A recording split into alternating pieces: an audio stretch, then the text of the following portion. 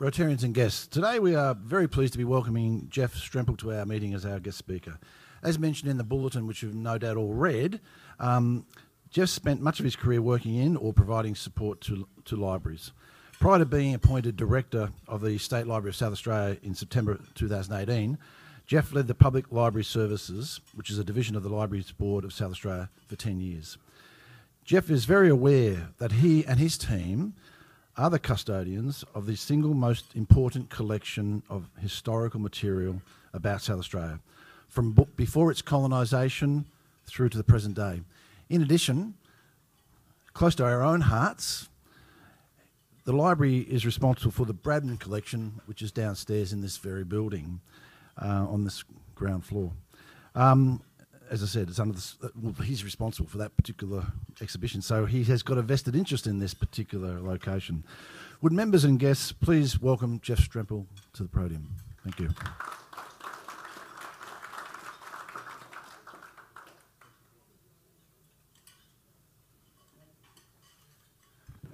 Thank you, Rob. Thank you, ladies and gentlemen. Nice to be here with you today. I would like to start by acknowledging the work that Rotarians around the world do in terms of making the world a better place. I'm well aware of the amount of time that is put into volunteering, contributing your resources, and making the community what it is today. I think not often do people actually recognise the amount of behind-the-scenes hours, the time, the expertise that Rotary has contributed and continues to contribute to our society. So let me start by acknowledging that. I'd also like to make mention of the fact that the State Library has a considerable collection of material that is part of the history of this club. We have material that goes back as far as I could see from 1927. Material right through to about 2015, and through that there's a lot of speeches that have actually been recorded. We have the recordings of them, a lot of written material about the club as well. We had a conversation just before about the fact that you're coming up for a centenary and what that might mean in terms of some form of celebration and ways in which we might be able to help you in that space. Today I want to take you on a quick tour of some of the collection that is in the basement of our library that is not always on display but is available to any researcher who wants to have a look. You don't see it as you walk into our libraries, but we have 66 kilometres of shelving in the basement full of the history of South Australia that has been catalogued, stored, preserved and is then made available to anyone who wants to come and use that for research purposes. I won't touch on this in my speech, but libraries are going through an incredible transformation at the moment. Whilst much of our material is based on paper, we have also collected a lot of multimedia material over the years. Much of that material is being decayed. In fact, interestingly enough, your audio-visual material, and this is something for your own at home, your audio-visual material, audio cassettes, CDs, or all those sorts of things are deteriorating at such a rate that the lifespan of a CD is about 25 years. So if you have all of those precious family photos burned onto a CD, you need to know that they will not be there forever, and you'll need to think about moving them on to other formats at some stage. Now, I'd like to point you to the pictures that you can see on the screen around you and see that, in fact, the State Library is made up of 3 buildings. 2 of these buildings here may be known to you. The one on the left-hand side is the Institute building, and the one on the right-hand side is the inside of the Mortlock Library. The Institute building has an interesting history. It was the first public cultural building here in the colony or in the province of South Australia. It was opened in 1860, which means that our forebears had the good foresight that inside 25 years of the colony forming, they had collected enough money and built a building that was there as the public lecture hall, the library, the gallery and the museum. That building, through the whole of its history right up to today, continues to hold a place in the cultural history of South Australia. As the province started to get some money toward it, and particularly as a result of the discovery of copper, there was enough money in the colony to then build the Mortlock Chamber, which is the one you can see on the right-hand side, and that was completed in 1884. As you move down the terrace, you will see... A little bit closer, there you go. As you move down the terrace a bit further, you will see other buildings that were built over a period of time to the point where we now exist on what is known as a cultural boulevard. And there is a lot of collaboration that happens between the institutions, the museum, the gallery, the library, the university, etc. We've got very close working relationship. Just to give you a little sense of, as a library, of course, we have to go collecting the oldest possible thing that we can find. And here you can see something that is the first, this dates back to 2400 BC, when the Akkadian community in Mesopotamia were recording the daily events of their society. It's amazing to think that they were such a sophisticated society that were keeping lists of various things that were sold in markets, how much things were bought for and sold for, etc. This information, we now have the translations of this material, and we have this as the oldest item that we have in our collection. Along with that, medieval times, we actually have some material that is some Gregorian chants that are written on vellum, handwritten. That's the page on the left. And the page on the right was actually printed 800 years ago. So you can see that the library has tried to build a collection of the antecedents of Western civilization here in South Australia by collecting items out of Mesopotamia and Greece and from Europe as well. Moving right along, because whilst they're slightly interesting, more interesting to me is things from Australia and South Australia. And you can see here the first known drawings of a koala on the left and a wombat on the right. Interestingly enough, these were drawings that were done in London in 1811. So about 20 years before the colony started, these specimens were in London and people were drawing from them. Consequently, in fact, interestingly enough, the koala was known as the New Holland Sloth. So they thought of, because it didn't relate to any other animal in the world, so they saw it moving very slowly up and down trees, so they thought it might be related to sloths, and so it was the New Holland Sloth. There's a factoid you might like to take home. You may or may not have seen this before. This is actually a letter from Colonel Light. Some of you may be aware that there's a little bit of contention around, did Light actually decide that Adelaide would be where it is here on the Torrens, or whether his underling, Kingston, was the person who made that decision.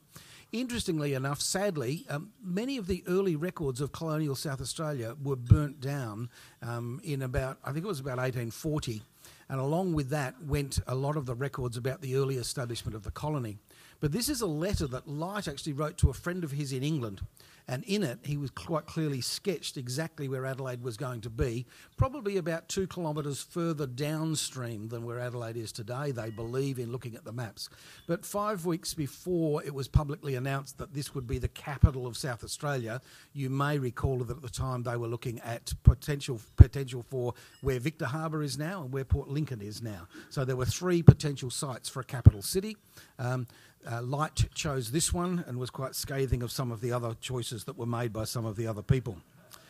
It's interesting to note that not long after the establishment of the colony, there were opportunities for free passage to Port Adelaide.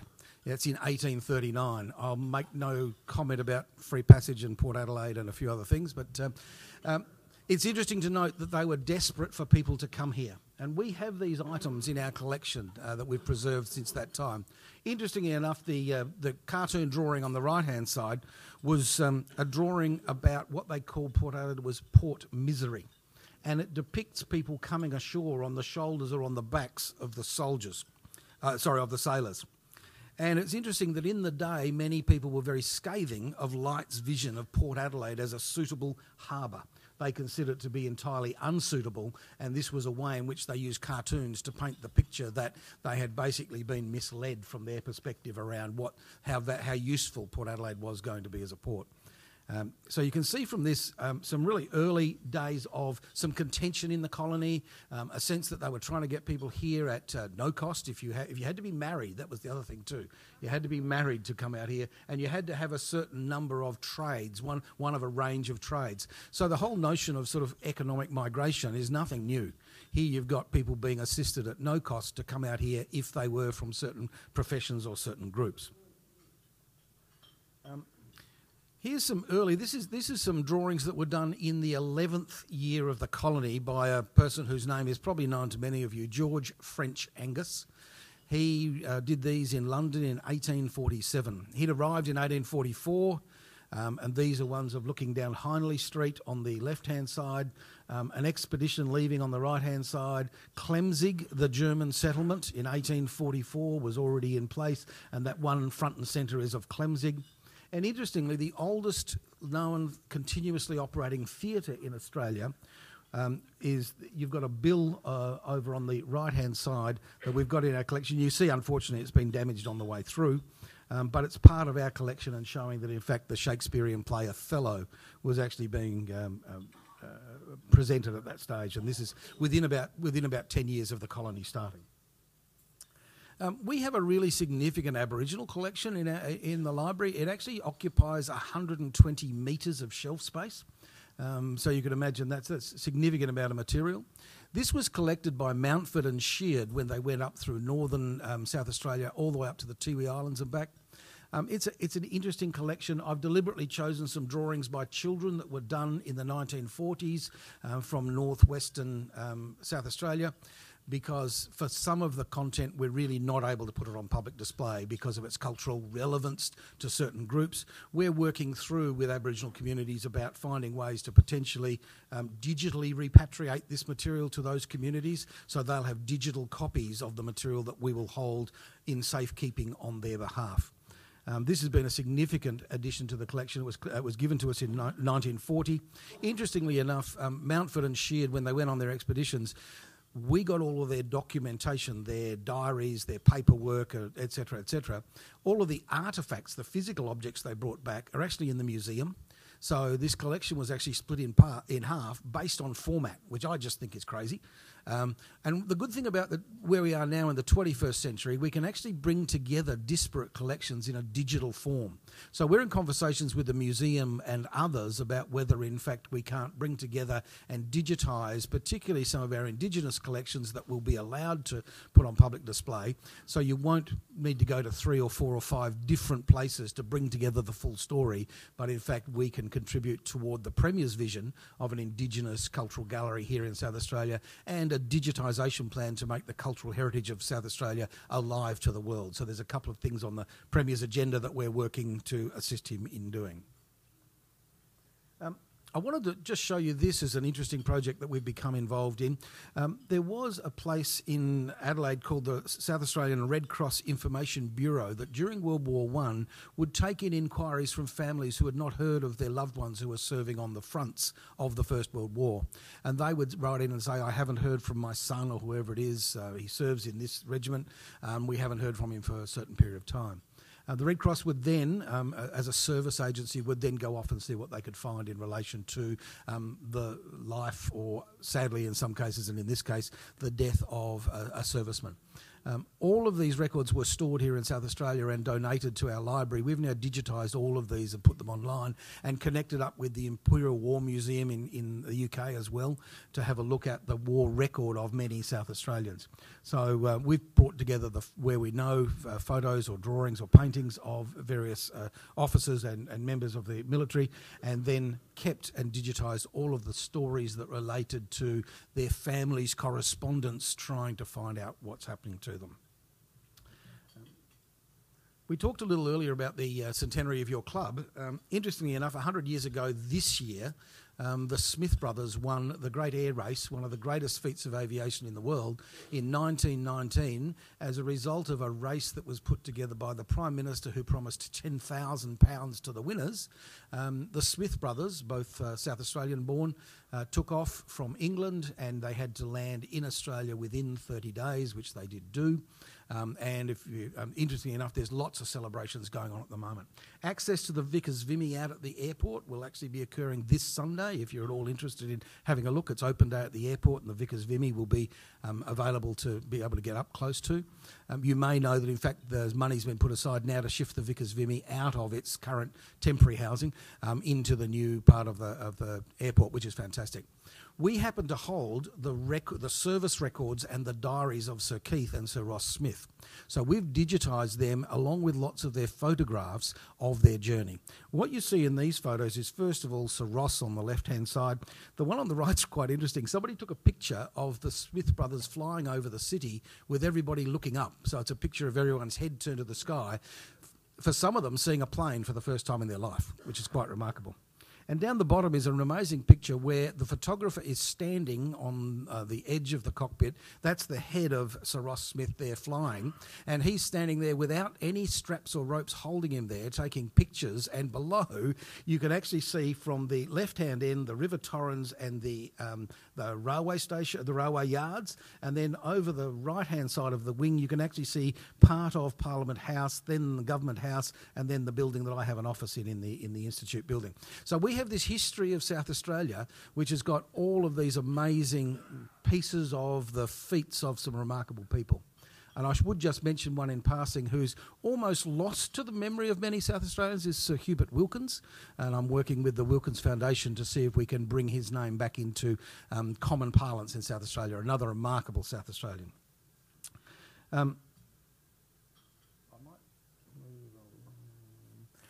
Other things that we have, this is the diary of a man called Don Mclaren. It was his secret World War II diary that he wrote in Changi and in Burma and in Japan. He was a South Australian who enlisted at the age of 17 in 1940, was captured in 42 and was a prisoner till 45. He kept this diary. It's 150 pages long. It has been transcribed and was published as a book in 1998 called Mates in Hell.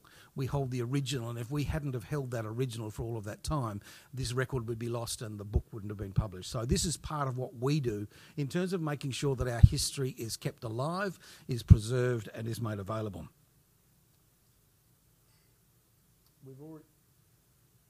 We've already had a bit of a conversation about the Don Brandner Collection downstairs.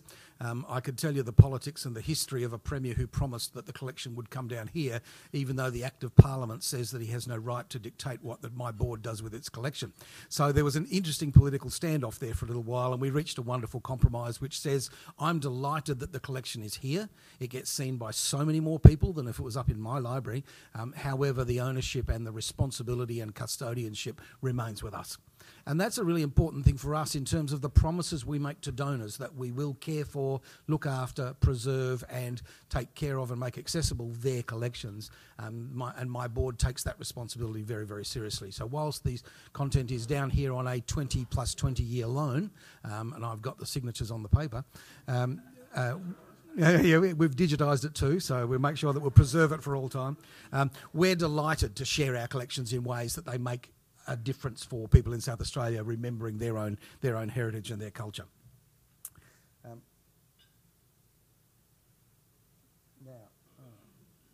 let me put this one together. Sorry. Yeah, I wanted to make sure that we didn't select any particular team here, but what this does give you is to show that, in fact, the person on the top left-hand side is actually a footballer who was, his name was James Smith Pearce from Kapunda. And this is 1879. So wearing the hat and off you go onto the field. And from there you can see we've got things from a range of sandful clubs, but we do collect a lot of stuff from country clubs and metropolitan clubs. So we've got a great history of the history of South Australian football. We put on a great exhibition with the sandful a couple of years ago, and we're already in conversation with having another one to celebrate the success of what sandful as a grassroots clubs mean for South Australia. And as you can see here, that's one of 2 Mclaren medals that we hold in our collection as well.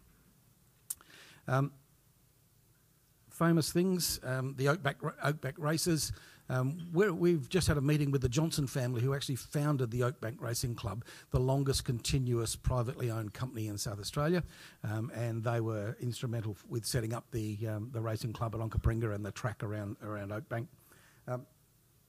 And, you know, that's the past, and not so far in the past is also contemporary photos. We collect a lot of stuff, although I've shown you lots of very old stuff, but we're constantly collecting stuff from today in terms of what's available to people. This might be of the era of some of you in the room. We have a contemporary collection, a great collection of South Australian music. And although I've shown you some pictures here of everybody from a magazine that was called Young Modern through to the Masters Apprentices and Fraternity, Cold Chisel, etc., we also have their music. So we have a music archive, and we continue to collect garage bands, people who are playing now. Some of them are releasing this stuff directly online, and it never gets pressed to a record or a CD. We're collecting that and making sure that we have a contemporary record of the cultural pursuits of South Australia. People you may recognise, of course. familiar faces from perhaps some of your childhood.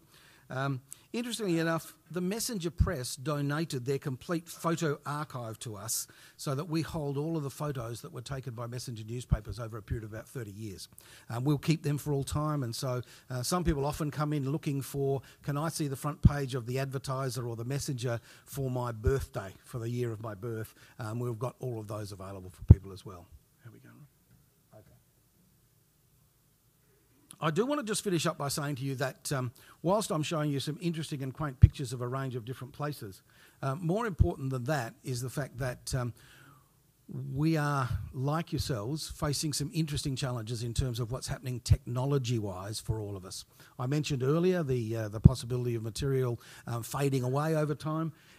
Our responsibility is to move with the times. We have a lot of technicians who work with us who are shifting the old reel-to-reel audio tapes and turning them digital. We're shifting material that was cut to a CD and we're shifting it over. Lots of 16mm film, shifting it over. Videotape. So the work of the library, you may come in and you'll see the libraries don't appear to have changed much in the last few years or the last decade or more.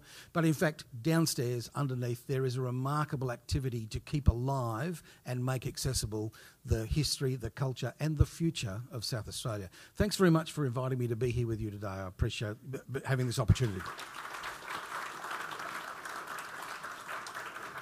Thanks, Geoff. We have time for questions. Do you really want to ask a question, Adriano? Adriano's got his hand up. Is there a mic going around or not? Hang on. I'll repeat it. Okay. John Hunter's got to go early, so he can have the second question. I thought you weren't going to get a time for a question, John. Yes, Adriano. So, Geoff, my question is it really touching? I'd already written it, but it's really touching to what you just spoke to at the end. So you must have massive needs in terms of storage requirements to digitalize this infrastructure that you've got at the moment. Security needs as well. Yes. We've got Mohammed here today. I don't know if he's looking after it, but obviously you will have that. And then making this information as much as possible available also, while preserving and protecting it back to the public. Yes. So how are you? Can you get a bit more into the detail of Sure. what's happening in the Very quickly, yes. Huge challenges for us. One of the really good things anyone who works in IT knows is that computers are becoming more and more powerful and sort of pound for pound cheaper and cheaper. So that's one of the good things is, the amount of storage we have costs us a lot less than 20 years ago when we had 10% of the storage we've got today. Yes, we're out in the cloud, but we're also conscious about security. We've got the interesting thing that we are trying to digitise and make images really, really high resolution. But the problem with that is when people want to load them from home, they travel very slowly. So whilst there's supposedly a thing called an NBN, we are also loading up available images for the public. So we're doing a relatively low-res image for public access and a high-res image for preservation. So that complicates our work a bit, but we're meeting both of our objectives around preservation and access. Thank you, sir. A magnificent address. However, you talk about digital. Is there any chance with all these hackings and things like that that you may put all this stuff on digital and somebody might wipe it out in any way? Yes, there is always a chance that will happen, and therefore we take our security seriously and also making sure that we have several backed up copies of that material in other cities in Australia. So we make sure that if there's an earthquake here, we've got copies of everything we own in Sydney and in Melbourne. So we make sure that and someone being able to get into 3 different places and hack and destroy is probably improbable. Thanks, Geoff. Great presentation. You mentioned in your presentation the concept of taking artefacts, documents, images out to the public into various places. And as a frequent guest of various dinners held in the Mortlock Library, the concept of the library has gone a long way from Marion telling you to be quiet and shh. What's the future for libraries, for major libraries in our society, do you think? Yeah, look, really good question. There is some remarkable leaders around the world who are doing fantastic things. I think for us, we've always had visions of where we'd want to take things, but the technology's always probably stopped us from doing it. So for us, it's really, yes, we take seriously the notion of preserving and maintaining the physical objects, but we need to make sure that we can put as much as we possibly can online. Interestingly, there's a great collaboration between libraries in Australia. So we work with the National Library and all the other state libraries, and we've digitised several million pages of South Australian newspapers, but they're not on our site. We've decided to put them all together nationally on a place called Trove. So if you've not heard of Trove, go and have a look. South Australia has added 2 million pages of South Australian newspapers into a national site where you can go and look up whether your great-grandmother won the pie baking contest in 1932. Yeah, all those important things. But 33, yeah. So you surprised me when you mentioned the amount of storage you had in the basement or downstairs. And I know digitising will be helping, but it's not really, because you still need to keep the physical items, I guess. You're right. Are they all held at the library? No. And what provision, was this provision made when the library was originally built? Was it a visionary decision? Yeah, look, all really good questions. No, it's not all held on site. Yes, we do need to preserve almost all of the physical content that we have. So it doesn't help our storage problem, but it's about preserving it, because lots of paper is actually deteriorating very quickly, as well as audio-visual material. So we need to digitise it so that we've always got access to it, even if the physical crumbles away. But while it's not crumbled, we will keep it. The library's built of 3 buildings, and so I showed you the 2 historic ones. In the middle is the Spence wing with the big glass foyer out the front. Our storage is underneath that building. So it did not exist until 2001, and when the library was closed for about 18 months, they stripped it down to bedrock, and they built underneath the public space is where all of the storage area is. There's 2 more stories, and the building was actually designed to take a few more on top of that as well. So at some stage, if we run out of storage, there may be... We store it on North Terrace, which is very expensive real estate. We do have an off-site archive as well. It's not as good physically. We're working with the government at the moment, all of the various cultural institutions, to come up with a storage solution for all of us. And ideally, well, it can't be on a floodplain, and it needs to be far enough out of town so the land's cheap. And then the gallery, the museum and the library can collectively put much of our archives in that sort of environment.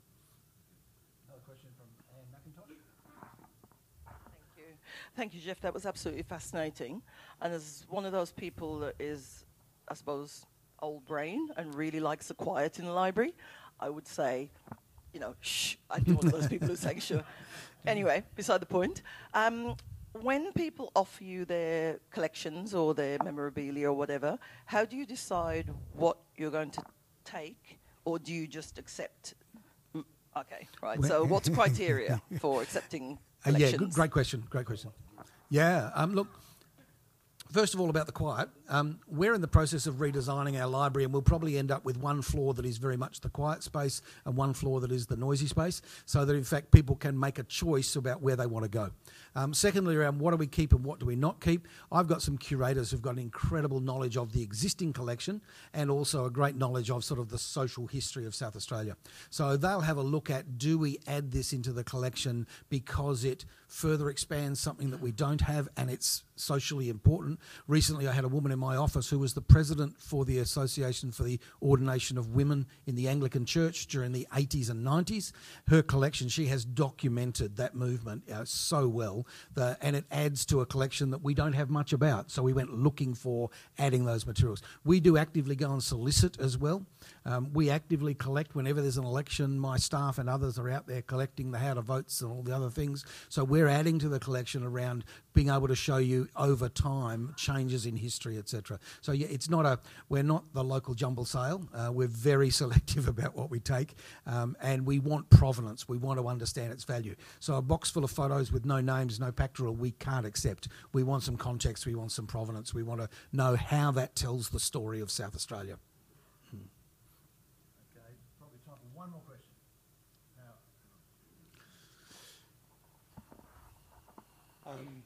Very fascinated with the history.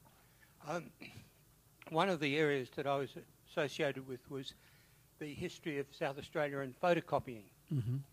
And have you followed up with records and details and verbal histories in that area? Right. I can't, once again, they're the experts, I just run the place.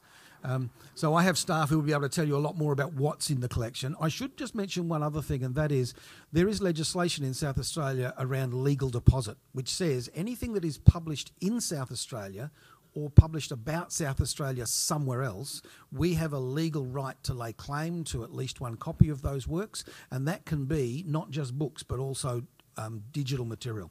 So a lot of our collection comes to us as a result of the legal deposit legislation. So anything that's been published in South Australia on a particular topic, it is highly likely that we will have content about it because it should have come to us under our legislation.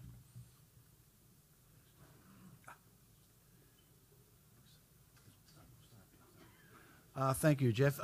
We could go on for hours. It's a fascinating talk, and we really appreciate you coming along and displaying to us your passion for the library, and no doubt you've got a great team behind you. And as Geoff alluded to earlier on, that our 100th year is coming up, and we've already sown the seed to be working with Geoff over the years ahead. And unfortunately, it is a few years ahead because he probably wouldn't have been able to get us in. But no doubt we'll see more of Geoff over the years, I'd imagine. Thanks once again for your time. And on behalf of the Rotary Club of Adelaide, I'd like to present you with a certificate of appreciation which suggests that we are making a donation on your behalf to the Rotary Polio Plus Foundation. Perfect. And thanks very much indeed, and we'll ask members to help. Thank Jeffrey.